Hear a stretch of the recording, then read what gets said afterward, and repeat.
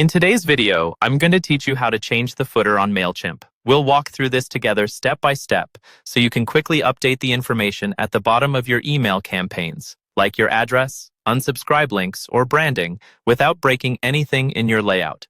First, go ahead and log in to your Mailchimp account.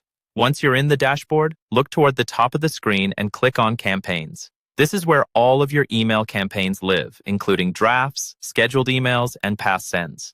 Next, click on All Campaigns. This view makes it easier to see every campaign you've created. Find the draft you want to edit. If you have a lot of campaigns, you can use the search bar or filters to narrow it down.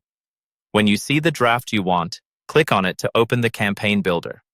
Inside the Campaign Builder, look for the Content section. This is where you control what actually appears in the email itself. Click on Edit Design. Mailchimp will now open the email editor, showing you a preview of your email layout with all the content blocks. Scroll all the way down to the bottom of your email until you see the footer block. This block usually includes your company name, mailing address, and the required unsubscribe and permission reminder text. Click directly on the footer block to open its settings. When you click it, a side panel will appear on the right-hand side of the screen.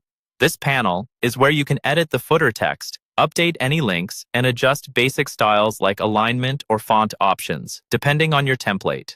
Take your time here. Make sure your contact information is accurate and that any links, such as your website or social profiles, are up to date and working correctly. Remember that Mailchimp requires certain information in the footer, like your physical address and unsubscribe link, to comply with email regulations, so you'll want to keep those elements in place, even if you reword the surrounding text. As you make changes, you'll see them reflected in the live preview of your email, so you can double-check spacing and formatting.